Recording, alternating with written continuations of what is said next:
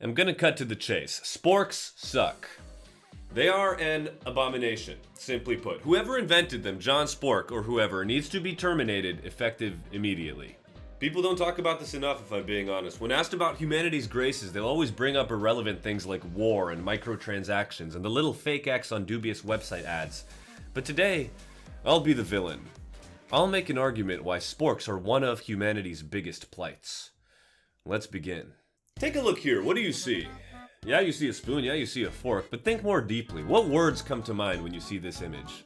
Elegance, luxury, optimality, usefulness. These are the paragons of a successful society. On the other hand, if I were to bring up Exhibit A as to why sporks are dog shit, A. They're fugly. You're welcome, first of all, for gracing your eyes with the sight of goat cutlery. And now if we take a look at this spork and we do the same exercise as before, what words come to mind? Shitter. It's a shitter. There are no redeeming qualities about the design of the spork. What do you like about this thing? It's such a fraud. Look at it doesn't even have points. It's barely deep at all. It's made of plastic 99% of the time. And you might be asking, Luca, you picked the worst design of a spork ever, really? Do we really have to go through this together? But fine, we'll do it together. Let's look at sporks. Images, instantly. What the hell is this? First of all, this isn't even a utensil. This one has like a serrated edge pretending to be a knife. You're not that guy, buddy. Second of all, what else? What is this thing? It's like a gnome. I want it off my screen. Every single spork here, it lacks aura. Look at this. This is an abomination. What is it? Who thought of this? Some guy was sitting in a boardroom all by himself thinking, you know what people love? Spoons. You know what else people love? Forks. Let's ruin both of them. It's just so disgusting. This guy in particular looks like a foot. You do not want to eat off of this. What is this? You just Google spork. No way if you Google spoon and fork do you get these memes, these jokes of cutlery. What? Okay, this one's pretty cool, I can't lie. But that's not the point. I've said this 1,000 times on the channel. Image is everything. And if truly this is your image, fugly is what you're going for, you have succeeded. Next up, we've got Exhibit B.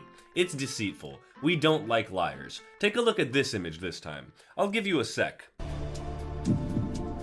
For those of you watching YouTube in 720p or below, you might notice that there is no difference. To you watching on 1080p or higher, the one on the left is in fact a spork.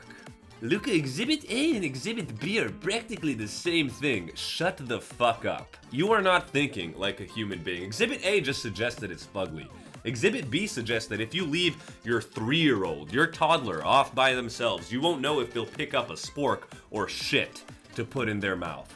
It's a safety hazard. I'd go so far as to say that after Exhibit A and Exhibit B, half of you are already convinced. But oh my god, counter argument alert! Wee you. Oh look, of course, it's from Reddit. I had to do some research. This guy says, sporks are advantageous when eating ramen noodles or similar dishes because this spork is designed specifically to allow for the consumption of, which isn't a very socially acceptable method of eating. Equally sells because of how notoriously slippy they are. Oh my god, another yap alert, loser alert!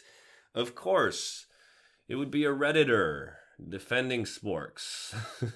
There's a couple things to mention here. First, as I'm sure you've noticed, this user's account was actually deleted, probably because he realized that he wrote about praising sporks. And second of all, Asian noodle soups are not ideally consumed with sporks. Are you fucking kidding me? That's what chopsticks and soup spoons are used for, which I'm really good at using, and the noodles never fall out when I grab them. Because it's ideal. Point is, this counter argument is completely invalid. If you use your noggin, which spork fans obviously don't do, but counter argument, I bring you to Exhibit C, aura loss. And as you can see here, we have a meter. This is what I call the aura meter. We'll describe this gauge in further detail in just one sec, but you cannot convince me that at any point in human history has any person looked at another human being using a spork and said something along the lines of, that guy is so cool, I wish I was him. Why do you think restaurants don't serve sporks? It's because they want your returning business. If a dining establishment offered me a spork to consume my food with, I would so quickly lose all respect for that place, I might never eat again. And I don't mean eat at that location again. I legitimately might not put food in my body after that. It's that bad.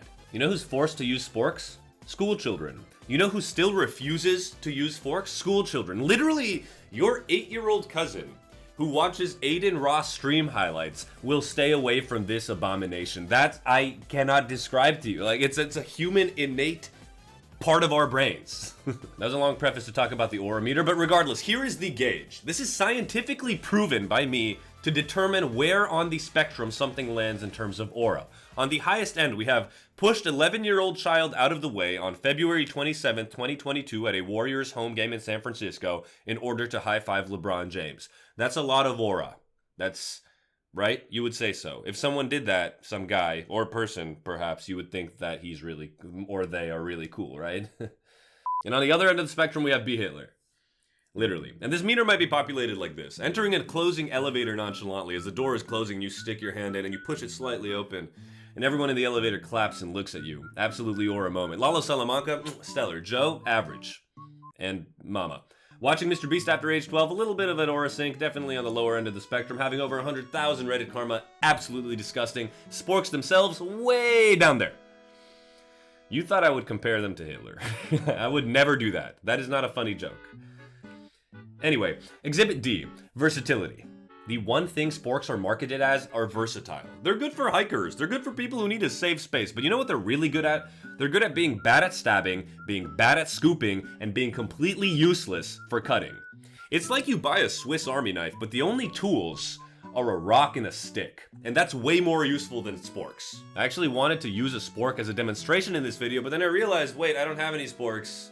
Thank God. And lastly, Exhibit A, Timothée Chalamet, naming convention. Starting, of course, with the spoon. Let's see what we got. It fits the aesthetic. When you say spoon, this is the image that pops into your mind. It has the long ooh sound. That's just, it rolls off the tongue. And it's cuddly. You know what spooning is. You never thought you'd see a man glazing the word spoon, but you'll see exactly why in just a sec. Next up, we've got fork. It has multiple meanings, and it's used often. We've got the utensil fork. We've got a fork in the road. We've got a pitchfork. I didn't actually think this far ahead of time, but it's also hard body. Listen to the sound. Fork. It cuts. It also fits the aesthetic. And the letter K is forked itself. It just fits. And now that I put you onto the letter K being forked, you'll never unsee it. I know I certainly won't. And you know what? As an added bonus, let's talk about knife, the dark brother of utensils. This is a word so sharp that it cuts, almost like it fits the aesthetic, and it has a silent letter. That's just cool because real G's move in silence like lasagna. There's not too much to say about the knife, it's just raw. And last but not least, we've got the spork, which looks like this TikTok emote. I would go so far as to say that sporks are the Android emojis of emojis. It's a stupid loser. It doesn't actually mean anything, and it aesthetically fits. Now that is not a good thing, because as we've established, it's fugly. When you take a look at the word spork, it looks like pork, but unlike pigs, it has no redeeming qualities. That's why it looks like this stupid ass frosted tip, spiky hair, Johnny Test ass looking TikTok emoji. Sporks are frauds. Nothing redeeming about them. I mean, let's be honest for a second. John Spork is a loser. He works for Big Spork. He thought to himself, well, I use 7-in-1 shampoo. Why don't I make a utensil that can be the same thing? I'll combine the best qualities of a spoon and the best quality of a fork and then remove both of them. You idiot boy. And this is where your taxpayer dollars are going. This is how people become billionaires, making this dog shit. So if all of that isn't enough to convince you that sporks are humanity's biggest plight, you just might be beyond saving. But if you enjoyed this video, please consider liking and subscribing. Maybe we'll make this a series, Humanity's Worst, : ... So if you have any suggestions for that series, please let me know down below in the comments. And if you have any suggestions for future videos, any real world things to talk about, games to play, series to cover, let me know as well, because everything I do for you. Go check out the other videos on the channel. We have a whole library of variety content the way it's supposed to be. And if you subscribe, remember, you not only get a forehead kiss and a bedtime story, like I've said before, from John YouTube himself, but you get a cool, firm, parasocial handshake. I love you. Goodbye. Stay away from sporks. They're so ugly. They're so fugly. Fuck sporks.